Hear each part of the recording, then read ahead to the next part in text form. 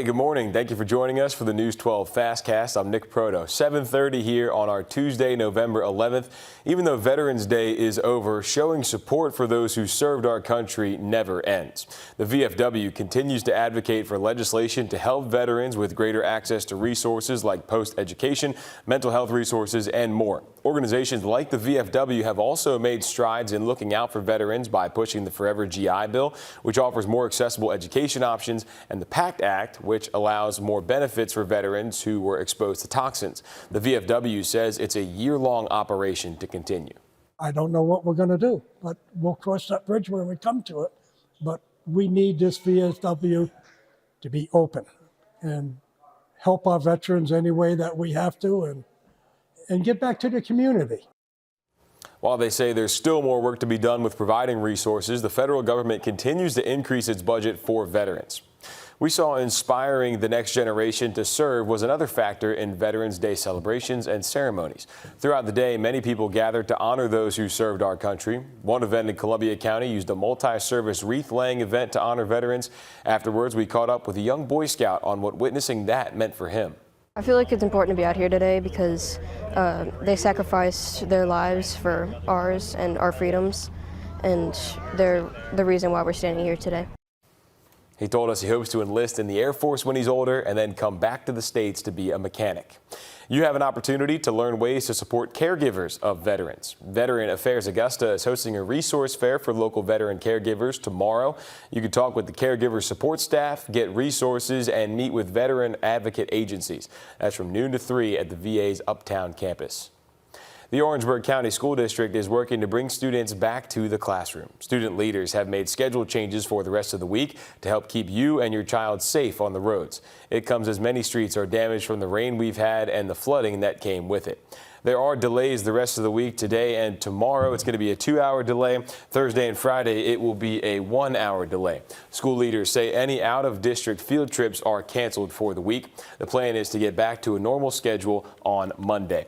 Now, there are a couple ways you can check which roads are flooded in Orangeburg County. If you see here this article, more than 120 remain closed. This is from yesterday. That number's actually gone down a little bit. As you take a look here, this blue hyperlink where it says see a map of the road closures, that'll take you right to this page, and all this orange here, those are all the roads that are closed within Orangeburg County.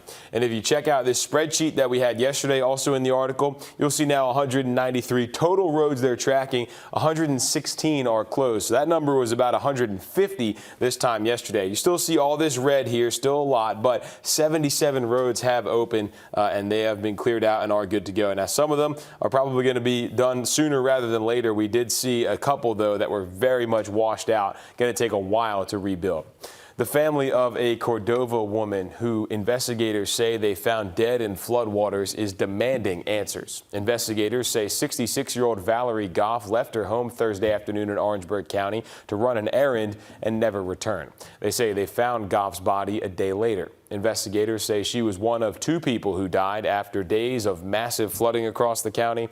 Goff's family says they believe their mother's death could have been prevented if her street was blocked off. The fact that she wasn't able to come back to say her goodbyes, the fact that she wasn't able to make a call, the fact that she wasn't able to give her last hugs, kisses, I know she was hurt. While searching for Goff, investigators say they also found a dead man in the area of Stonewall Jackson Boulevard. He has not yet been identified.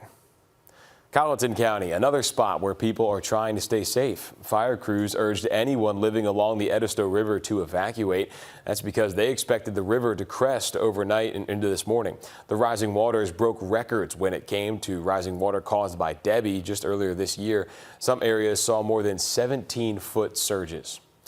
With the holidays just around the corner, there's a scam you should know about. It looks like scammers are sending out an email that says it's from TSA PreCheck, asking you to enroll or renew online and sending a link to a copycat website. If you enter any banking information in, they will have access to it. TSA emails will never include links for direct payment. You pay in person when you bring your documents in and have your picture taken.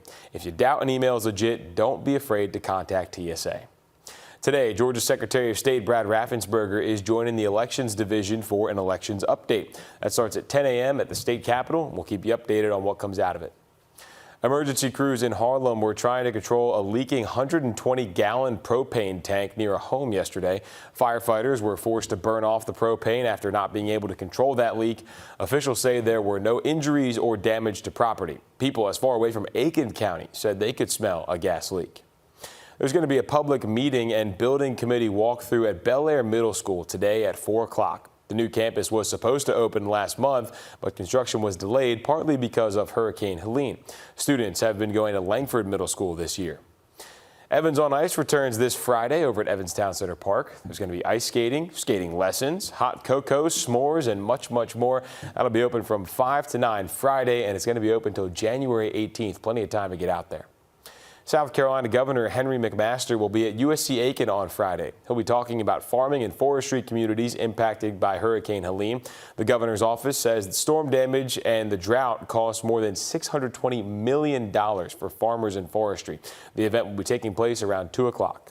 That's it for the news side of things this morning. Here's Tim with a check at your weather. All right, Nick, we're seeing a few areas of improvements, but still the dense fog advisory remains in place and is again extended till 9 a.m. for areas like Aiken, Barnwell, and Bamberg County. Outside of that viewing area here for us locally, 8 a.m. But we do have visibility still very poor, right at 0 or a quarter half mile. That's at best between Aiken and Columbia. That's a trouble spot along I-20. Barnwell to Allendale and then continuing down into areas like Millen, Sylvania, and Swainsboro, quarter half mile as far as visibility goes. Now, it's not that windy. We're looking at some wind alerts right now. This will actually go into effect at midnight early Wednesday morning until 7 a.m. because winds are expected to pick up. It'll be a breezy one from the Midlands right here through the metro area. So we're expecting a big cool down to go along with that too. Lows are in the 50s. That's still a little warmer than average when 41 is the average low for this time of year, which we haven't seen in quite some time. We're going to get those, but mainly between 50 and 55 are the current temperatures right now. Should be in for a beautiful day. We can see the sun is out. Wow, really setting the tone early this morning. So be careful on that morning drive with fog still continuing for the next few hours.